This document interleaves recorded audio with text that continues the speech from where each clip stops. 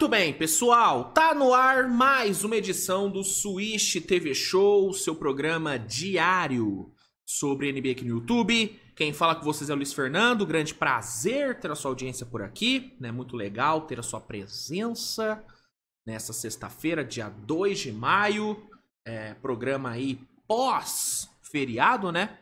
Espero que todo mundo aí tenha descansado bastante, dado aquela relaxada. E vamos aqui trabalhar. Sexta-feira recheada de assunto. Tem muita coisa pra gente falar hoje. Tem os jogos de ontem. Tem o jogo 6, né? Houston e Warriors hoje. Quero comentar um pouquinho sobre. Saíram várias notícias, né? Que devem ser comentadas. Tem notícia sobre LeBron. Tem notícia sobre o Celtics. Tem notícia sobre o Popovich. Inclusive, eu vou abrir o programa falando, né, sobre essa notícia envolvendo Pop. Então tem bastante coisa pra falar, por isso que eu nem vou perder muito tempo aqui, só vou pedir pra você deixar o like no vídeo, se inscrever no canal, compartilhar o conteúdo com a galera. E já vamos começar, né? Roda a vinheta e vamos aqui começar falando sobre a aposentadoria de Greg Popovich. Bom, pessoal, vamos abrir o programa de hoje falando sobre essa questão do Pop, que é uma notícia que saiu agora, né? Saiu agora há pouco, informação do Charania. Mas é uma notícia que já era meio que esperada, né? Por conta de todos os problemas de saúde que o Pop tem enfrentado,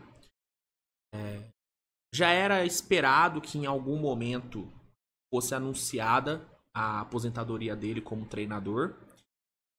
E aconteceu hoje, né? O Charania confirmou que o Popovich não será mais técnico de San Antonio. Ele vai seguir trabalhando na franquia, só que agora sendo presidente da equipe. Então o Pop deixa as quadras e vai atuar nos bastidores, né? O Popovich deixa, né, o cargo de treinador, tendo uma das maiores carreiras de todos os tempos, né? Pelo menos na área técnica, né?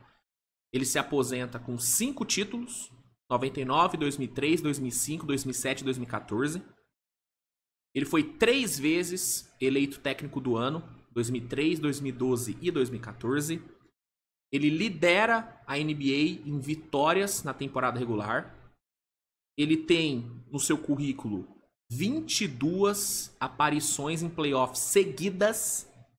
De 97 a 2019, ele foi em todos os anos para os playoffs. Isso é absurdo, cara. Isso é absurdo. Recorde de vitórias contra todos os times da NBA. 4 vezes técnico do All-Star em 2005, 2011, 2013 e 2016. Medalhista de ouro em Tóquio 2020 e em 23 ele foi induzido ao Hall da Fama do basquete. Uma carreira absurda que dispensa qualquer tipo de comentário. Na minha opinião, o maior técnico de todos os tempos, tá? Respeito muito Phil Jackson. Acho ele absurdo. A carreira do Phil Jackson é uma coisa inacreditável. Mas pra mim o Popovich, pra mim ele é o GOAT dos técnicos, tá? Pra mim ele é o GOAT. Eu já falei várias vezes, né, aqui no canal, mas acho que é válido falar de novo o quão importante o Popovich ele foi pra que eu aprendesse sobre o jogo. Até fiz um post no Twitter falando que se não fosse aquele Spurs de 2014, talvez eu não fizesse o que eu faço hoje. Muito de eu querer aprender mais sobre basquete, de eu querer aprender mais sobre o jogo, foi por conta do encantamento que aquele time me causou. Assim, se eu for fazer uma lista aqui dos meus times favoritos da história, times que eu assisti, cara, o Spurs de 2014 vai estar em primeiro, provavelmente. Porque aquele basquete que aquele Spurs praticava, aquela coletividade absurda, sabe? Todo mundo tendo uma participação direta nas jogadas, todo mundo passando a bola, sabe? Uma coisa linda, uma organização maravilhosa. Cara, aquilo me encantou de uma forma que, que me fez querer aprender mais, sabe? Me fez querer aprender mais. Então, muito do que eu sou hoje, como analista, como comentarista mesmo de basquete, de NBA, enfim, muito do que eu sou hoje é por conta daquele Spurs, é por conta do trabalho desse cara. Então, o Popovich, ele é uma figura que eu tenho um respeito e uma admiração gigante. Quando saiu a notícia da,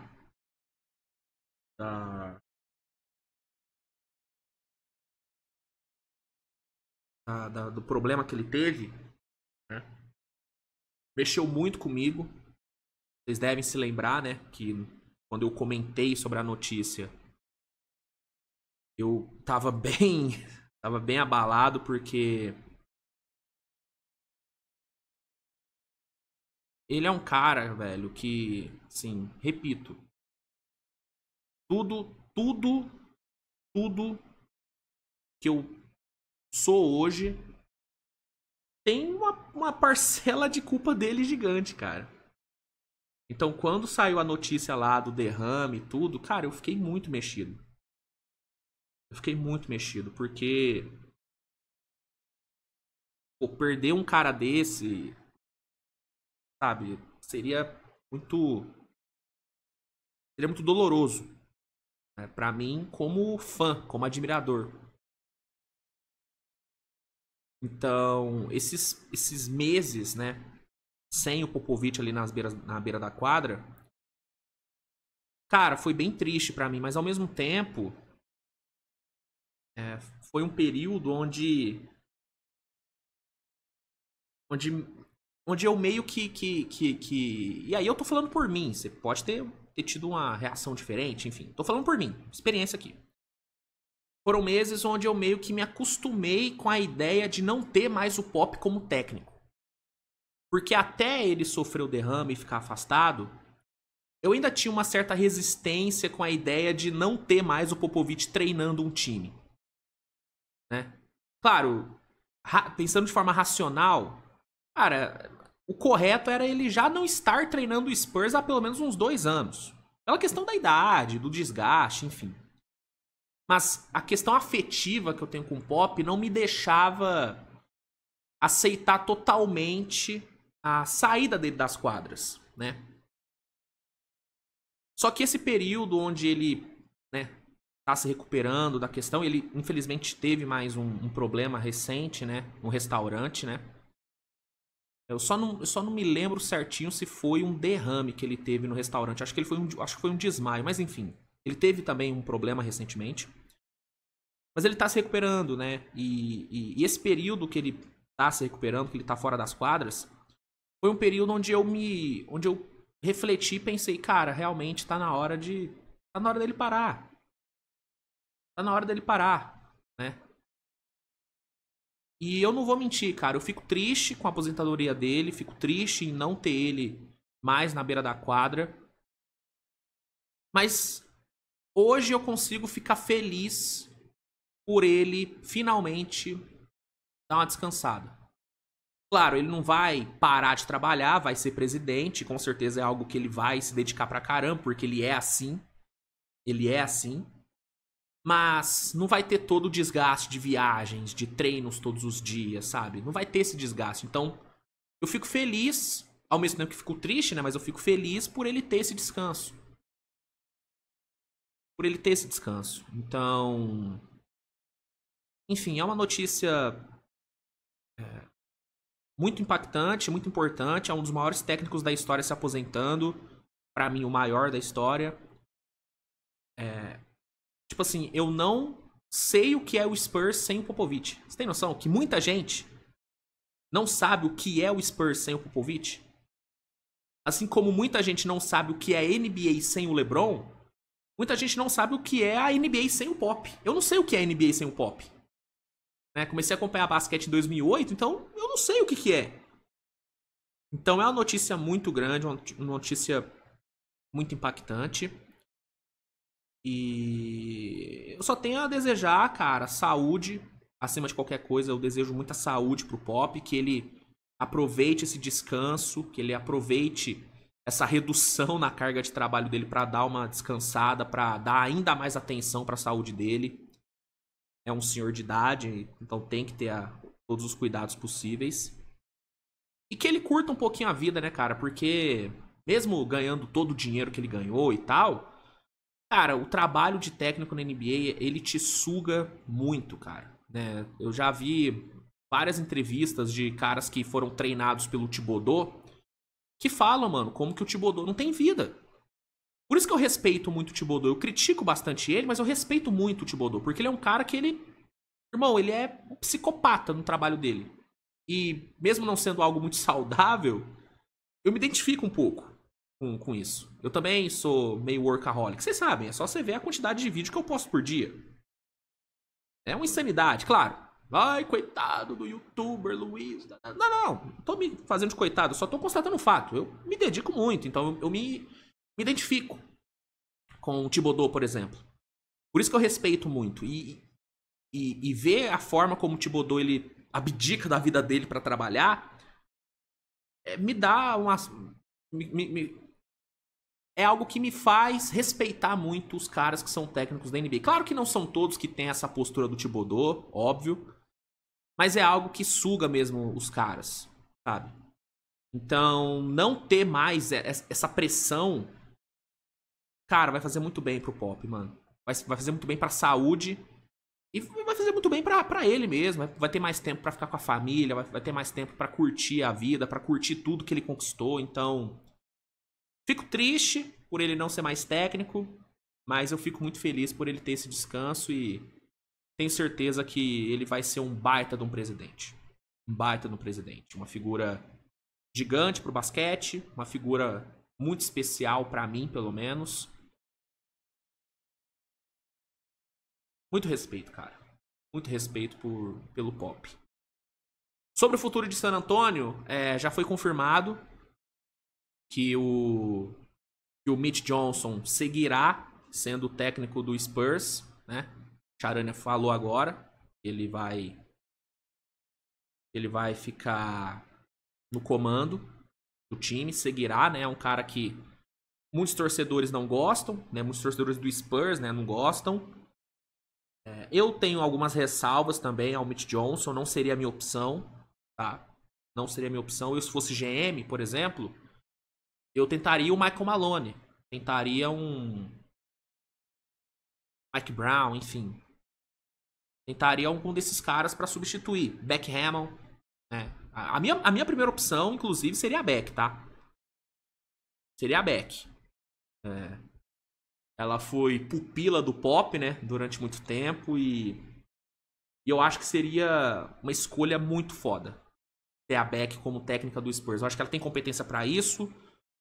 Tá enfileirando o título na WNBA há anos, né? Então eu acho que ela seria uma boa opção. Ela é jovem, tem só 48 anos. Inclusive ela faz aniversário um dia depois que eu, hein? Tamo junto, Beck. Sou fã demais dela. Então, eu, se fosse GM, optaria primeiramente pela Beck. E aí, caso não desse e tal, aí eu buscaria o Malone, buscaria o Mike Brown, enfim. Mas a decisão vai ser pelo Mitch Johnson.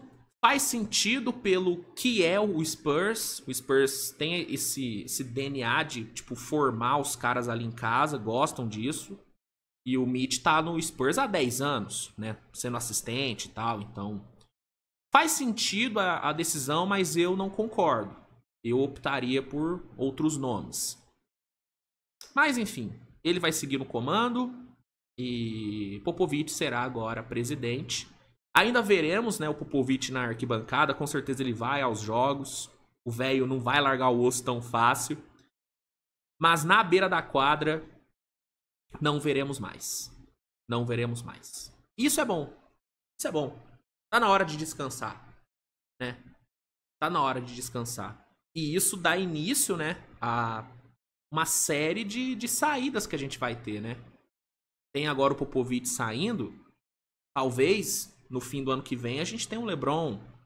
Depois vai ter Curry, depois vai ter Durant. É toda uma geração que, pelo menos a galera que começou a acompanhar a NBA na mesma época que eu, é uma geração que a gente sempre viu e se acostumou a ver.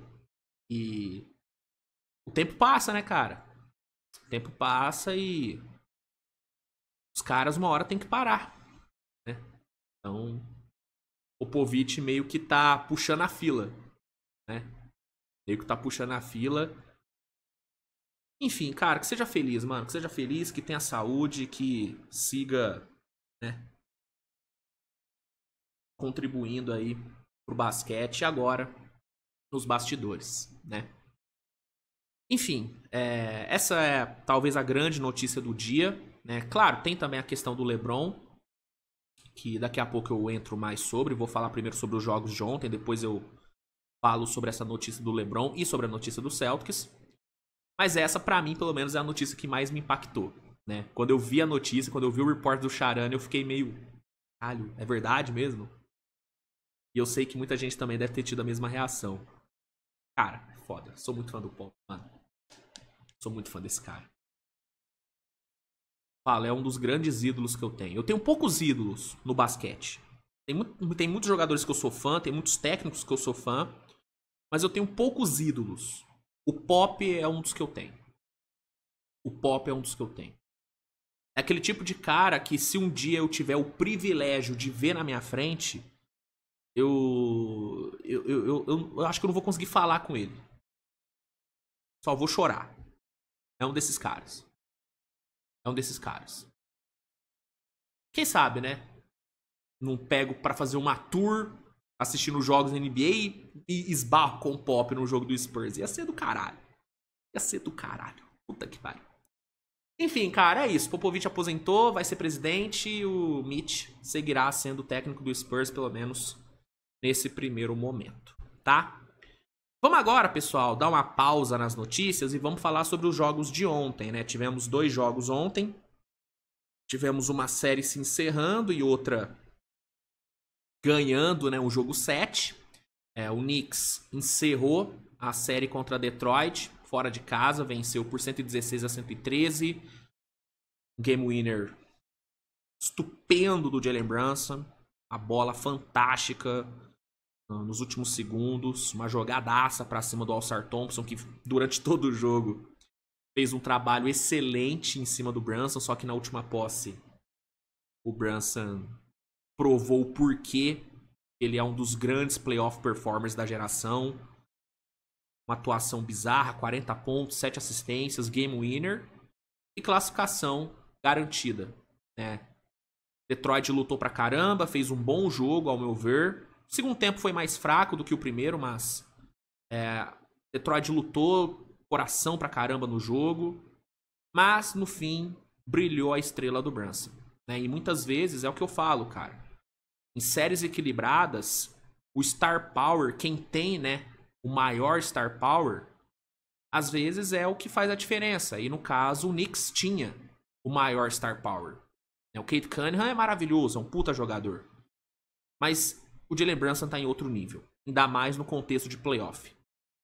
Então, o Brunson foi o grande ponto de desequilíbrio. O Mikal Bridges também fez um ótimo jogo. A Anunoby fez um ótimo jogo. Mas o Brunson foi o cara. Foi o melhor jogador da série, indiscutivelmente. E o Knicks passa. 4-2. Knicks agora encara o Boston Celtics, numa série que tem tudo pra ser interessante, apesar de eu achar o Celtics favorito, mas acho que o Knicks pode engrossar o caldo, né? Não sei a ponto de vencer, mas acho que pode engrossar o caldo, ainda mais tendo o Brunson, que é um baita do X-Factor. E o Pistons se despede, né? Se despede, mas sai de cabeça erguida. Eu falei ontem no pós-jogo que não é uma eliminação na primeira rodada que vai diminuir o quão grandiosa foi a temporada do Pistons, né? Uma temporada de renascimento da franquia, velho. A franquia voltando pro playoff depois de anos. A franquia voltando a ter holofote, a ter destaque na NBA. né? Eu falei várias vezes durante a temporada sobre o quão absurdo era uma das maiores franquias da NBA estar no limbo, estar no fundo do poço há tanto tempo, cara. Quanto tempo faz que a gente não falava de Detroit? Pô, mano, fazia muito tempo. E aí ter esse time voltando a ter holofote, voltando a ter destaque, pô, mano, foi maravilhoso. Foi uma temporada gigantesca. O time que saiu de pior campanha da história da franquia temporada passada pra ter seed 6 no leste, nesse leste, que beleza, pode não ser a conferência mais competitiva do mundo, mas, pô, cara, é um leste que tem Indiana, que tem Bucks, que tem Miami ali, que tem Filadélfia, que tem Orlando, que tem Atlanta, né? Todos os times que até a temporada passada, mano, batiam no Pistons a rodo. E o Pistons ficou na frente de algum desses times, cara. Ficou com vaga direta. E se não é alguns erros aí da arbitragem durante a série, a gente poderia ter tido o jogo 7.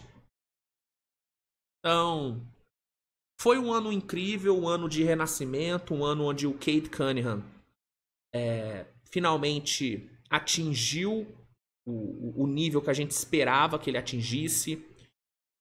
Um ano onde o JB Bickerstaff teve também o seu comeback, né, cara? Porque até quando ele foi demitido do Cavs, ele era um cara que, mano, não tinha tanto prestígio, né? Não tinha tanto prestígio. Ele foi demitido do Cavs em baixa, fazendo trabalhos bem abaixo, né? E aí ele vai, assume esse Detroit e faz o que faz, assim. Se o Kenny Atkinson não tivesse feito um trabalho tão absurdo em Cleveland, cara, o JB ele poderia ter ganhado o Coach of the Year, mano. Ele poderia ter ganhado, né?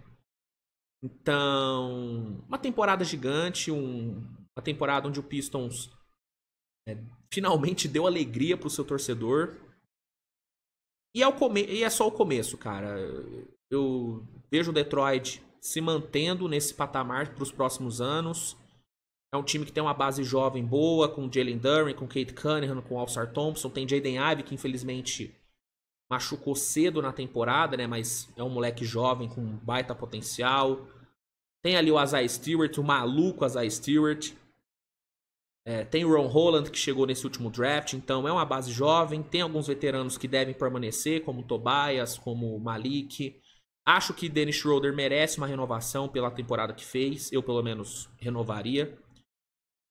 Então, eu acho que o Pistons, ele tem tudo pra permanecer, né, como um time competitivo. Né? Tomara que não aconteça o que aconteceu anos anteriores, né, do time ir pro playoff um ano e depois parar, né, que foi naquela época do Blake Griffin, enfim. Acho que não vai ser o caso. Acho que Detroit veio pra ficar e a tendência é só melhorar, cara. A tendência é só melhorar. É uma nova gestão, uma nova diretoria que já começou com o pé direito. Uma baita temporada, uma comeback season, né? Muito bom mesmo. E como eu disse, não é uma eliminação na primeira rodada que vai apagar isso. Não vai. A temporada do Pistons é uma temporada gigante. Pistons, eu vou fazer, né, quando terminar a primeira rodada, eu vou fazer, né, os vencedores e perdedores da primeira rodada, e o Detroit vai estar entre os vencedores.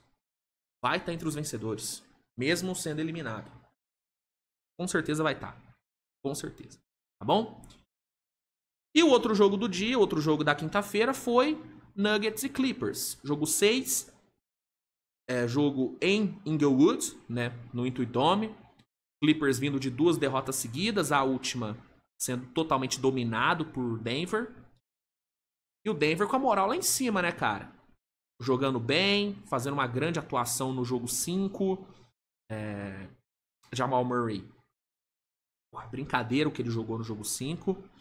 Então, era um jogo onde, mesmo jogando em casa, eu enxergava o Clippers talvez sendo underdog no jogo. Não underdog, mas não sendo o grande favorito.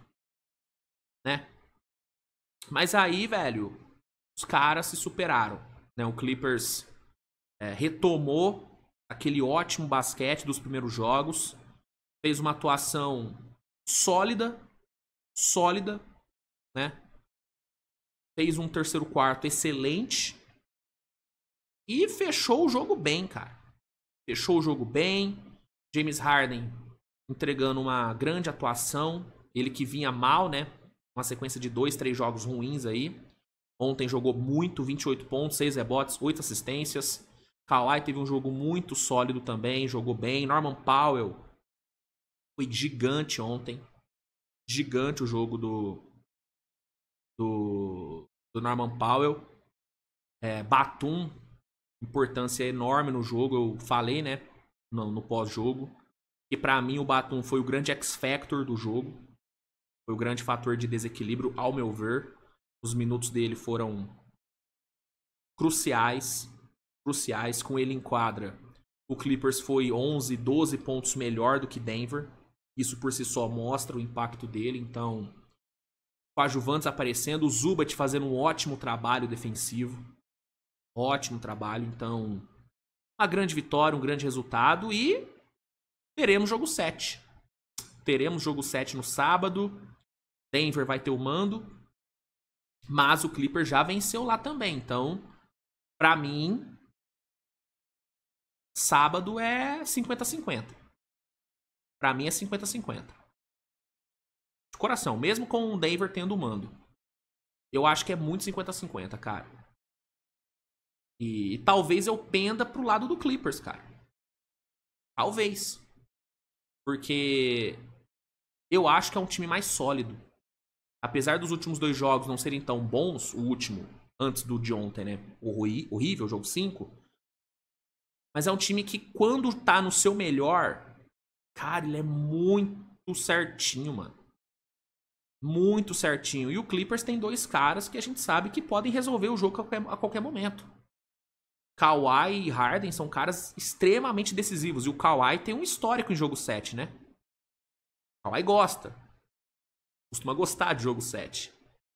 Então, no sábado eu vou falar mais sobre o jogo e tal. Vou falar mais sobre a minha expectativa. Mas talvez eu esteja... Perdão. Talvez eu esteja pendendo mais pro Clippers, cara. Talvez eu esteja pendendo mais pro Clippers. Acho o Denver super capaz de vencer também. Óbvio, tem Jamal Murray, tem Nikola Jokic. Aaron Gordon é um cara que costuma desequilibrar também. Ontem não foi tão bem, mas um cara que vem fazendo uma boa série. Mas eu sei lá, cara. Eu tô mais pro lado do Clippers, mano.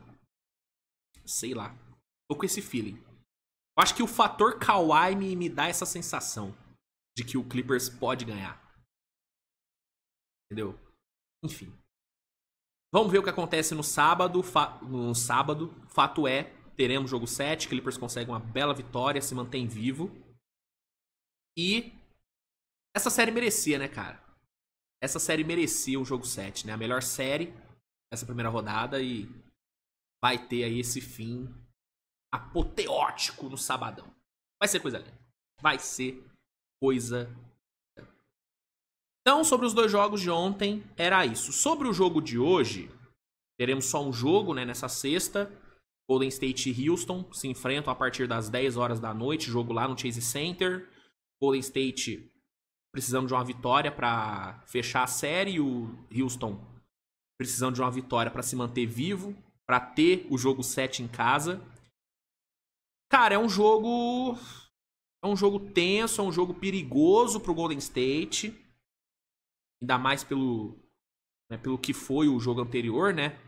O Warriors sendo totalmente atropelado pelo Houston. Mas eu acho que o Golden State tá com boas condições de ganhar hoje. Eu acho que o jogo passado, cara, não tirando o mérito do Houston, mas eu acho que foi um jogo muito atípico pro Golden State. Eu acho que foi o famoso jogo da feijuca, cara. Os caras entraram com um saltinho alto, entraram com talvez uma certa displicência e pagaram por isso, porque o Houston entrou jogando a vida, como tinha que entrar. O Houston levou o jogo do jeito que tinha que levar. O Golden State não. Hoje, dificilmente o Golden State vai entrar com a mesma postura. Golden State, que historicamente é um time que gosta de fechar em casa, né? Prefere fechar em casa. Galera que acompanhou os playoffs de 22 se lembram disso, né? Como que tinha a parada, né? De que a galera falava que o Golden State entregava o jogo na casa do adversário só pra poder fechar em casa, né? Tinha esse papo. Eu não duvido não, tá? Não vou cravar que é isso, mas não duvido não. Mas enfim, o Golden State historicamente é um time que gosta de fechar em casa. E é importante lembrar que antes da derrota do jogo anterior, o Golden State vinha de 2 grandes vitórias. Grandes vitórias. Né?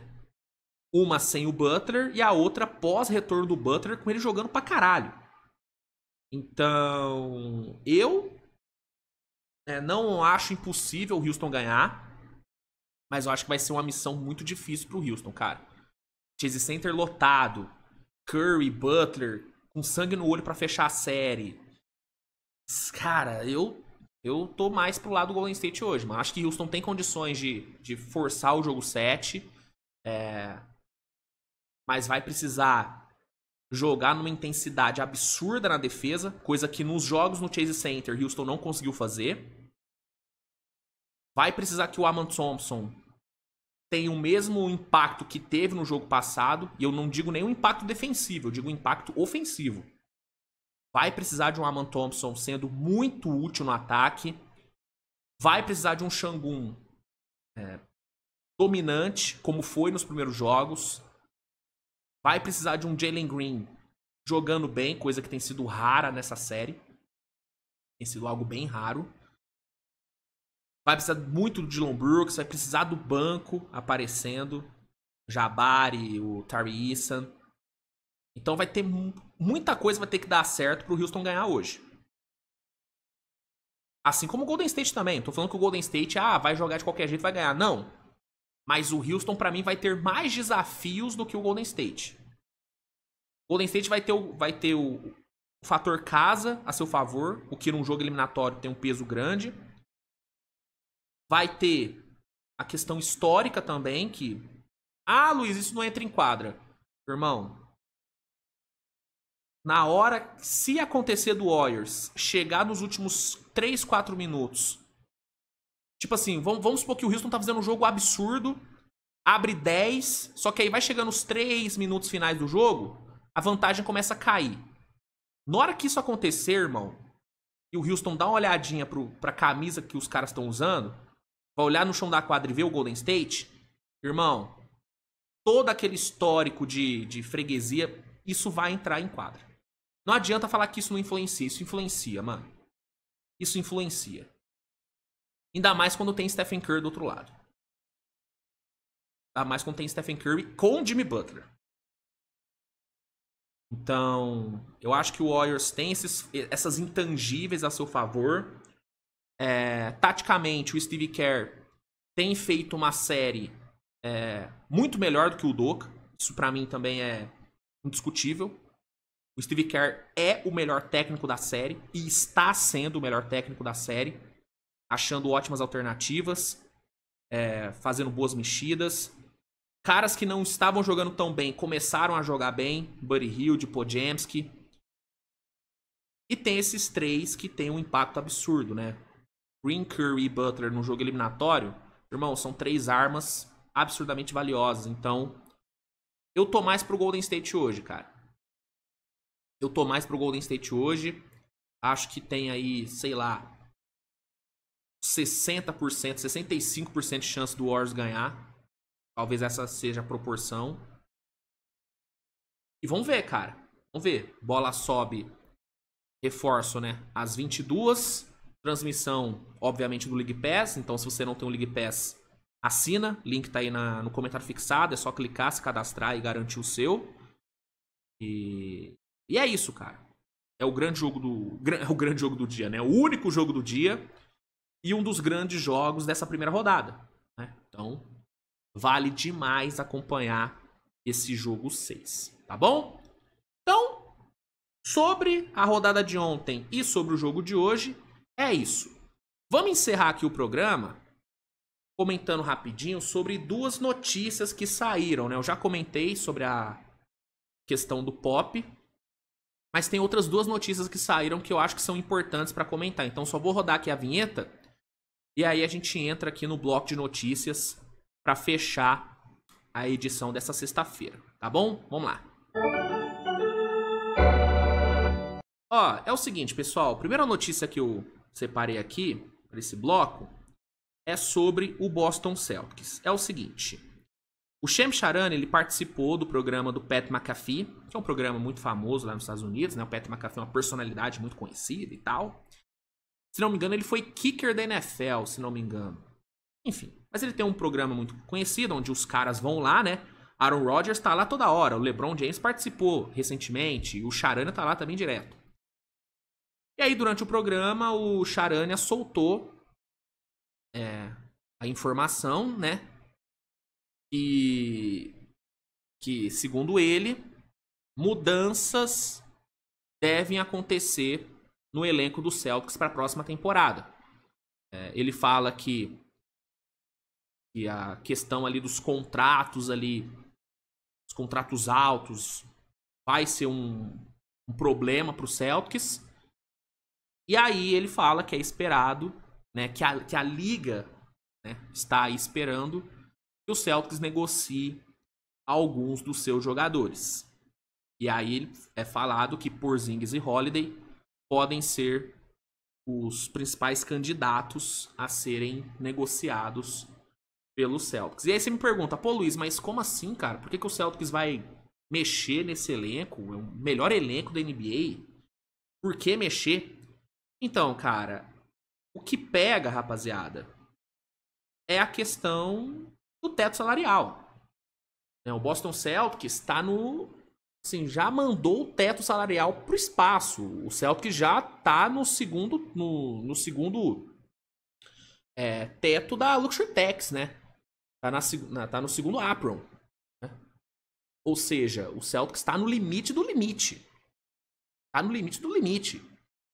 E estar nessa posição acaba acarretando em algumas restrições. Como, por exemplo, impossibilidade de agregar jogadores em trocas, proibição de enviar dinheiro em negociações, restrição em trocas envolvendo mais de um time, mais de 2 times no caso, né? Várias limitações para usar exceções salariais, enfim.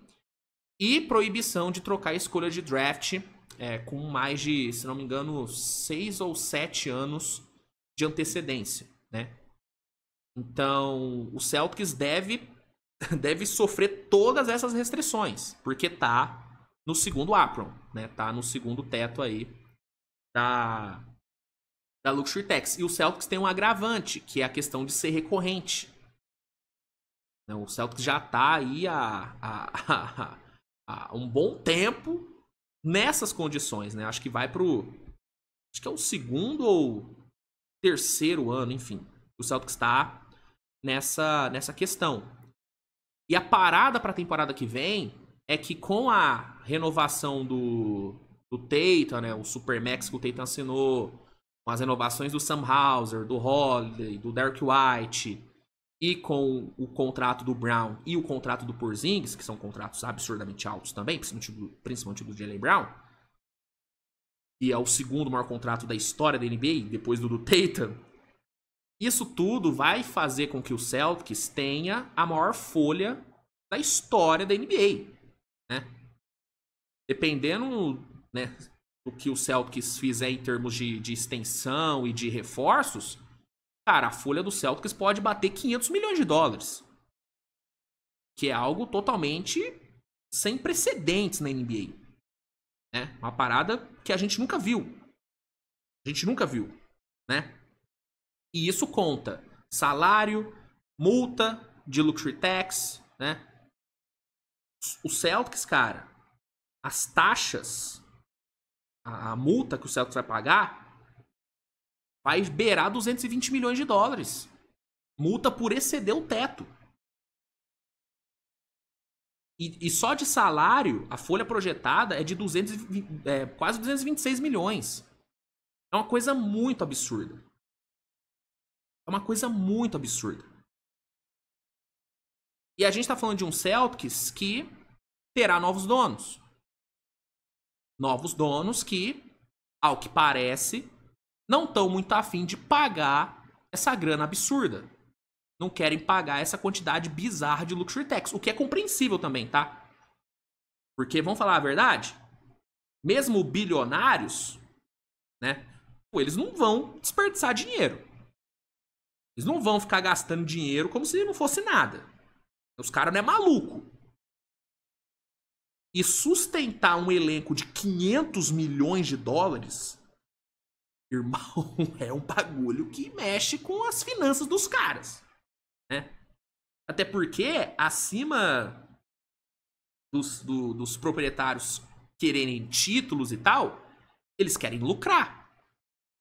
Eles querem lucrar. Então, assim,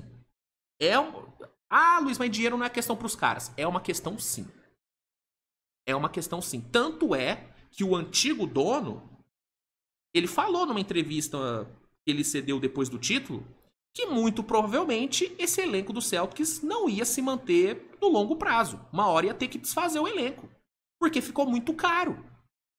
Gente, o Celtics assinou os 2 maiores contratos da história da NBA. Primeiro com o Brown e depois com o Tatum. Ah, Luiz, você tá falando que o Celtics errou? Não errou. Não errou. É um sacrifício financeiro que você faz visando ser o melhor time da NBA.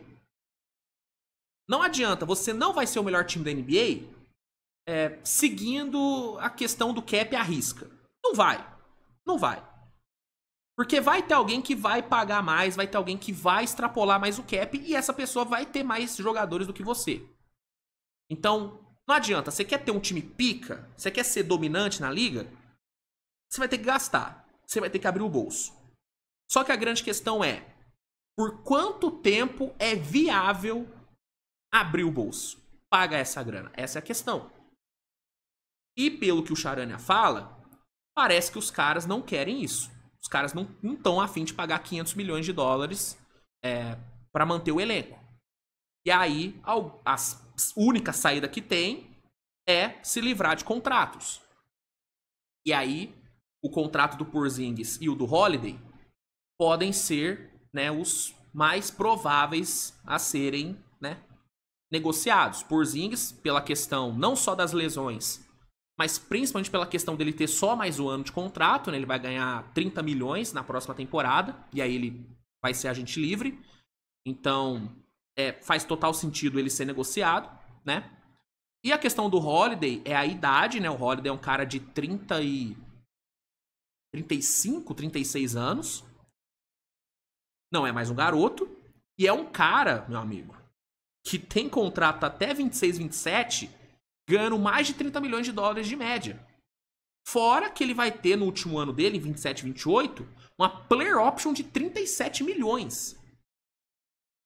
É um contrato muito caro para um jogador de idade mais avançada, que ainda é bom pra caralho, ainda é excelente, mas é um cara de idade mais avançada.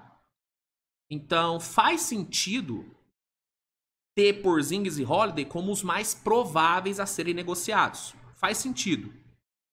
Ah, Luiz, mas e o Derrick White? Cara, e aí eu tô me baseando no que eu vejo de insiders de Boston falando.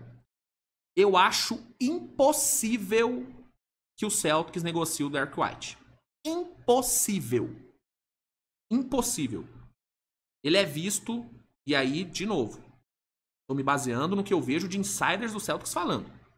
Ele é considerado intocável no elenco do Celtics. Intocável. Assim como Tatum e Brown, obviamente. O Brown eu nem sei se é tanto assim, mas eu acredito que sim. Acredito que esses 3 caras estão garantidos. E talvez o Peyton Pritchard também. Agora, Porzingis, Holiday, próprio Sam Hauser. Né? O Horford deve aposentar. A tendência é que o Horford se aposente. Esses caras eu acho que eles podem sim ser negociados. Eu acho que eles podem sim ser negociados e são ótimas opções. São caras que com certeza vão atrair o interesse de toda a liga, principalmente o Drew Holiday. O que vai ter de time contender se matando pra pegar o Drew Holiday é brincadeira, tá? Vai ter muito time querendo o Holiday. Muito time. Muito time. Porzingis também, mas o Holiday, esse vai ter gente querendo, viu? Esse vai ter gente querendo. Então, a tendência é que realmente, né, jogadores sejam negociados. Então, talvez esse seja o último ano desse Celtics junto, né? Porque a partir da próxima temporada, saídas podem, e segundo o Charania, devem acontecer. Claro, a gente tem que esperar, né, a off-season chegar e tal, que aí vai ter, né, terão informações mais concretas sobre isso. Mas, irmão, é o Charania falando. E se o Charania fala, eu acredito. Por quê? Ah, por que, Luiz? Você não pode acreditar assim nos outros. Irmão, no Charania eu acredito. No Charania eu acredito. Ele ganhou uma credibilidade que me faz acreditar. Então, se ele fala que é esperado que mudanças sejam feitas no elenco do Celtics, eu acredito que mudanças devem ser feitas. Tá? E faz sentido. Pensando no lado financeiro. A questão aqui, rapaziada, não é questão técnica. Não é que o Porzingis não tá entregando, não é que o Holiday não tá entregando, não é que o elenco não tá entregando. Não, é questão puramente financeira. É puramente financeira. E posso falar um negócio? De coração, mesmo se Porzingis e Holiday forem trocados, o Celtics ainda vai ser favorito no leste. Talvez não tão favorito como é hoje, mas ainda vai ser um dos favoritos. Tá? Ah, meu Deus, não pode trocar Holiday e Porzingis, senão o Celtics não vai brigar por título. Vai brigar. Vai brigar, vai por mim, vai brigar. Agora, se trocar o Jaylen Brown, aí a discussão talvez mude um pouco. Porque o Jaylen Brown, ele é um cara absurdamente impactante. Mas eu ainda acho que o Celtics, mesmo com talvez uma ou duas saídas, não sendo o Tatum, Brown e White, né? Acho que o Celtics se mantém firme como um candidato legitimaço nessa Conferência Leste, tá? Minha opinião. E, obviamente, vão chegar jogadores bons também, né? Tipo, não é como se o Celtics fosse dar o Porzingis e o Holiday pra alguém. Ele vai trocar. Então vai chegar gente. Talvez com contratos menores, ou com contratos de menor prazo, né? Pra abrir folha nos anos seguintes. Mas vão chegar jogadores. Vão chegar bons jogadores. Então o Celtics vai se manter competitivo, independente disso. Só vai tentar, né, dar uma diminuída na folha, que realmente vai ser uma coisa absurda. 500 milhões de dólares, gente, é muita coisa. É muita coisa. E repito, é algo sem precedentes na NBA. Sem precedentes, pô. É muito dinheiro. É muito dinheiro. Enfim, então sobre Boston é isso. A outra informação que saiu, e também tem a ver com dinheiro, mas aí é sobre o rival do Celtics, é sobre a questão do salário do LeBron. Depois da eliminação, começou-se a especular muito sobre o futuro do LeBron, o que ele vai fazer da vida, se ele vai jogar mais um ano, se ele vai renovar o contrato com o Lakers, se ele vai se aposentar, enfim. Começou-se a se cogitar o que seria o do futuro do LeBron, e uma das coisas que tem gerado debate, tem gerado discussão, é sobre a questão dele reduzir ou não o seu salário. Né? Porque, assim, o LeBron, ele vai ter para a próxima temporada, rapaziada, uma player option de 52,6 milhões de dólares. 52,6. E é uma player option, ou seja, ele pega essa grana se ele quiser. Se ele quiser, essa grana é dele e não tem o que o Lakers fazer. Não tem o que o Lakers fazer. Porque é player option, tá? E aí, muitos torcedores do Lakers estavam com a esperança de talvez o LeBron, visando, né, ter um time melhor para a próxima temporada, que talvez possa ser até a última dele na carreira. Muitos torcedores estavam com a expectativa de talvez o LeBron reduzir o seu salário para permitir com que o Lakers fizesse contratações melhores, né? Gastasse mais dinheiro. Porém, segundo o The Athletic, se o LeBron retornar ao Lakers, aqui são aspas do The Athletic, tá? Se James retornar ao Lakers, fontes da liga dizem que ele não deverá considerar o tipo de corte salarial que estava em jogo na mesma época do ano passado. No verão passado, LeBron aceitou uma redução de aproximadamente 2,7 milhões para ajudar o Lakers a manter a flexibilidade do elenco. Ou seja, segundo o The Athletic, que é uma ótima fonte,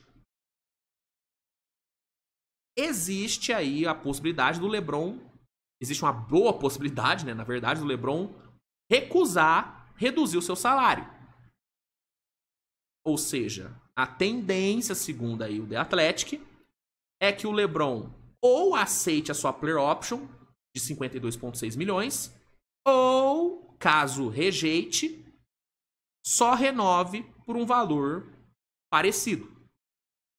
Por um valor absurdamente alto. Então, essa questão do LeBron reduzir o salário dele de forma drástica para dar flexibilidade pro Lakers é algo que, pelo que diz o The Athletic, não vai acontecer. Não vai acontecer. E, cara, sendo bem sincero, mano, na boa, quem achou, tá, que o LeBron ia reduzir 10, 20 milhões do seu salário, ô, velho, me desculpa, mas, pô, você tava no mundo da lua, pô. Pô, gente, assim, conhecendo o LeBron James, não tinha a menor possibilidade dele aceitar reduzir tanto o seu salário.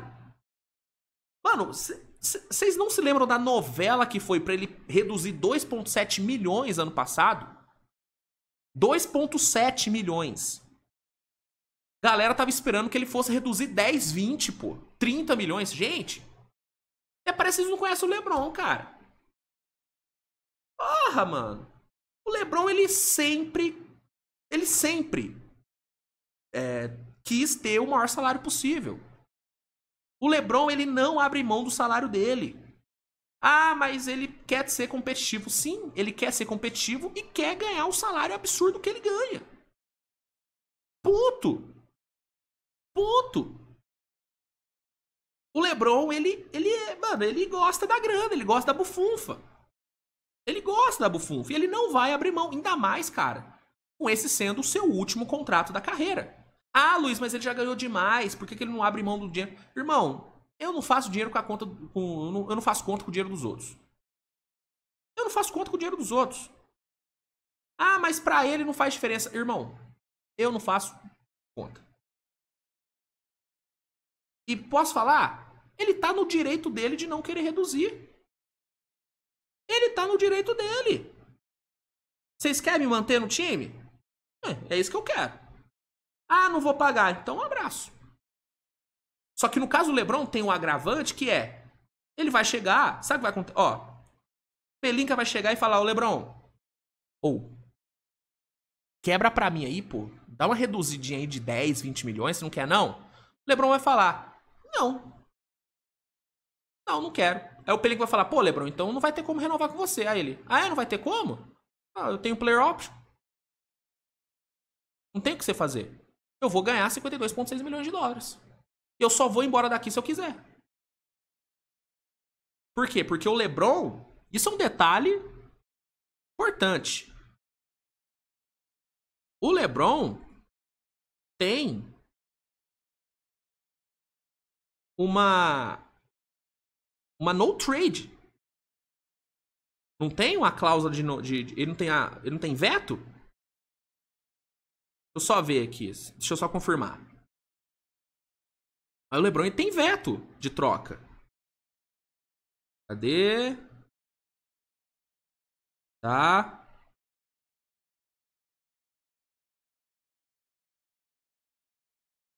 Cadê?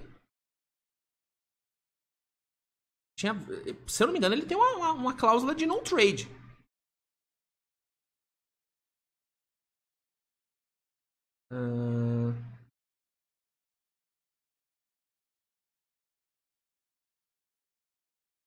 Cadê aqui, ó? Tem uma, aqui, ó. Ele tem a cláusula de não de veto de troca. Além da player option. Então, meu amigo, o velho, ele só sai se ele quiser, irmão. Ele só sai se ele quiser. Não tem o que o Lakers possa fazer pra tirar o LeBron do time sem ele querer. Então, se o LeBron chegar e falar, eu quero minha player option e eu vou jogar aqui um último ano, o Lakers vai falar, ok, LeBron, tá bom. Ah, Luiz, mas aí o Lakers virou refém do LeBron. Porra, agora que você percebeu isso? Porra! Agora você percebeu? É o preço que se paga pra ter o LeBron James no seu time. Você quer ter o LeBron? Você quer ter um top 2 da história do seu time? Aí. Aí. Então, assim, eu nunca comprei esse papo do LeBron. Ah, o LeBron vai ter vai ter um bom coração e vai abrir mão do dinheiro dele pro Lakers contratar melhor. Gente, eu nunca comprei esse papo. Tanto que eu nem falava sobre isso aqui, sobre essa possibilidade, porque pra mim não era uma possibilidade. E de fato não é. O LeBron não vai reduzir o salário dele. Ou ele vai ativar a player option, que eu acho que é o provável, ele vai ativar a player option, ou se ele não ativar, ele vai renovar pelo mesmo valor. Ou ele vai pelo menos querer renovar pelo mesmo valor. Mas a tendência é que ele realmente ative a player option dele. Inclusive, o que vem sido falado é que o LeBron, o próprio Charana falou sobre isso, né? Que o LeBron vai jogar ano que vem e vai ser o último ano dele.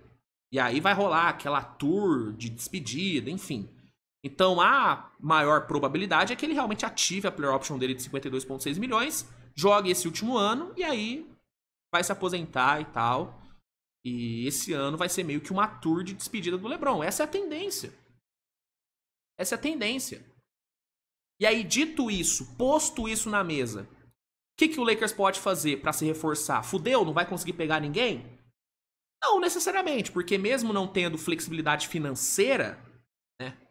Porque o contrato do LeBron, o contrato do Luka, pô, é um absurdo. São dois contratos enormes. E tem a questão da renovação do Luka, que vai ter que ser feita também. Mesmo não tendo essa flexibilidade, o Lakers ainda tem ativos para troca. Só de contrato expirante de Hashimura, de Max Kleber e de Gabe Vincent, o Lakers já tem 40 milhões de dólares. Mais de 40 milhões de dólares. Só de expirante desses três. E aí você põe na brincadeira um Dalton Knecht, um Vanderbilt e talvez um Austin Reeves. Cara, o Lakers tem aí ativos consideráveis para buscar reforços, fora as escolhas de draft. O Lakers tem a pick, que pode negociar a de 31 ou a de 32, né? E tem uma possibilidade de troca de escolha em 2030. Então o Lakers tem esses contratos expirantes, tem Austin Reeves, tem Vanderbilt, tem Dalton Knecht, tem as picks. São bons ativos. São bons ativos. Dá pra pegar, pelo menos, bom pivô, talvez um bom armador reserva.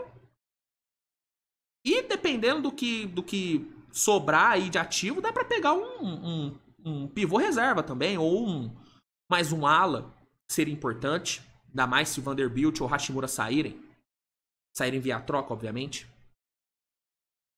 Mas isso vai né, precisar de um trabalho bem feito do Pelinka, coisa que não costuma acontecer, né? Inclusive, um outro ponto que é importante falar é o seguinte: o LeBron reduziu o salário dele temporada passada para dar flexibilidade pro Lakers contratar. Só que aí eu vou te perguntar, o que o Pelinka fez com essa flexibilidade? O que adiantou o LeBron abrir mão da grana? Não adiantou nada. Porque as melhores chegadas que tiveram no Lakers foram via troca. Foi a do Finney Smith e a do Luka, que nem foi o Pelinka que procurou a troca. A troca chegou pra ele. Então não é como também se abrir mão de salário, né? Se o LeBron abrir mão de salário, não é como se fosse uma garantia de que o Pelinka ia fazer um puta trabalho. Porque até hoje ele não fez. Até hoje ele não fez. Pelo menos em off-season. Os melhores trabalhos do Pelinka foram em trade deadline. Aí realmente ele fez bons trabalhos.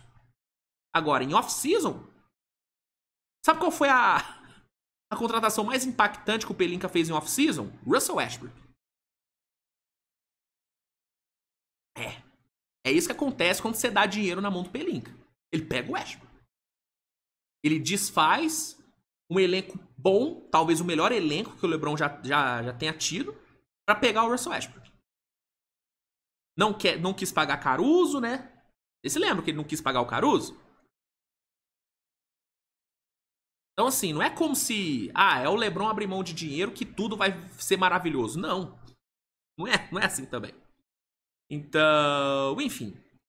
A questão é que o velho não vai abrir mão da grana, ele vai querer o dinheiro, ele deve ativar essa player option, jogar mais um aninho aí. Não acho que o LeBron vai renovar por mais do que uma temporada. Acho que a tendência é ele realmente só jogar mais esse último ano. E o Lakers vai ter que se virar. Vai ter que se virar. Ir atrás de trocas, tentar contratos de veterana aí. Por exemplo, Brook Lopes. Brook Lopes é um cara que talvez assine pelo mínimo. Pra ser reserva, cara, eu acho de boa o Brook Lopes. Pra ser reserva. Chris Paul vai estar livre no mercado de free agent. Você acha que ele não assinaria pelo mínimo? Pra jogar um último aninho junto com o LeBron? Pra fazer parte dessa tour de despedida do LeBron? Eu acho que o Chris Paul super toparia. E eu acho que é um bom nome pra ser reserva, tá? O Chris Paul fez uma ótima temporada, dado a idade dele e tudo mais. E aí você pega os ativos que você tem e vai atrás de jogadores via troca. Né? Vai atrás dos caras. Tenta sign trade com alguém. Tipo... enfim, ontem eu já falei, né? Vários nomes que estão disponíveis. Pô, você tem o Robert Williams, você tem ali o DeAndre Ayton. Eu tô com a lista aqui, ó. Vou falar aqui, ó. Você tem ali, ó. Você tem o Walker Kessler. Vai atrás dos caras. Daniel Gafford. A galera do Lakers da Zoeira até falou ontem, né? Do Claxton, né? Ontem eu acabei não falando do Claxton. Tem o Claxton ali. Eu acho difícil o Nets liberar o Claxton, tá? Eu acho difícil. Porque é um cara que assinou um contrato longo de mais de 20 milhões de média, é um jogador jovem.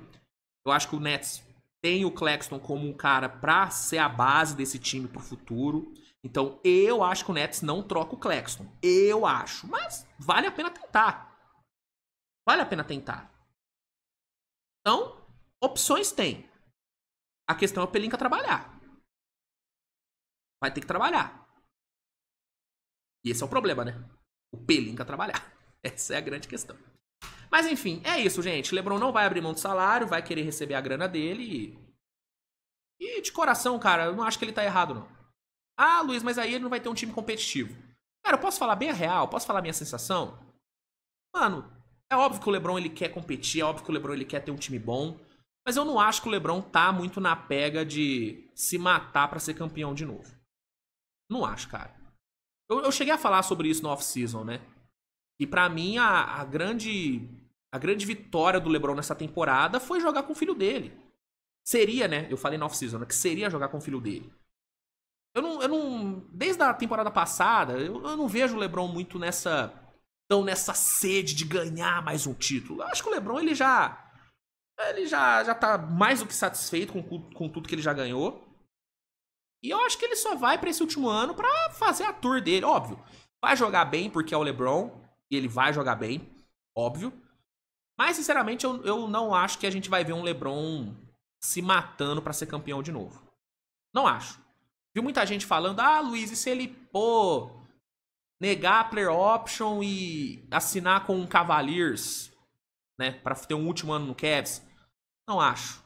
Não acho. Pra mim, ele vai encerrar no Lakers mesmo. Assim como foi o Kobe. Vai fazer uma temporada de despedida. Vai ter um último jogo onde ele vai meter 80 pontos. E é isso, cara. Acho que esse último ano vai ser um ano aí que o LeBron vai querer só curtir mesmo. Vai querer só curtir. Eu acho. E aí, a partir da próxima temporada, né, depois dessa próxima outra, aí, irmão, o Lakers focar no Luka, montar um time pro Luka e vambora. Acho que é isso, cara. É isso. Mas, reforço, mesmo com o LeBron não abrindo mão de dinheiro, dá pro Lakers reforçar o time. Vai depender de mais trabalho? Vai. Mas dá pra reforçar. Porque ainda tem ativo de troca. Já tem bons ativos pra troca. Tá? Bom? Enfim. Era isso que eu tinha pra falar no programa de hoje. Espero que você tenha gostado. Se gostou, deixa o like, se inscreve no canal. Avisos aqui da paróquia, como diz o Anthony Curti. Hoje teremos live a partir das 5h30, vai? 5h30 da tarde eu vou estar em live, jogando 2Kzinho aí com vocês, resenhando, né? Seguindo os nossos trabalhos lá no New Jersey Nets. Inclusive, quem não tá acompanhando a minha série no New Jersey Nets no 2K, pô, tem que acompanhar, tá legal demais, viu? Tá legal demais. Então hoje, a partir das 5h30, 5h40, vou estar ao vivo, e aí a gente fica ao vivo até a hora do jogo do Warriors. E é isso, né? Se inscreve no canal, deixa o like. Obrigado pela audiência, e é isso. Tamo junto e tchau!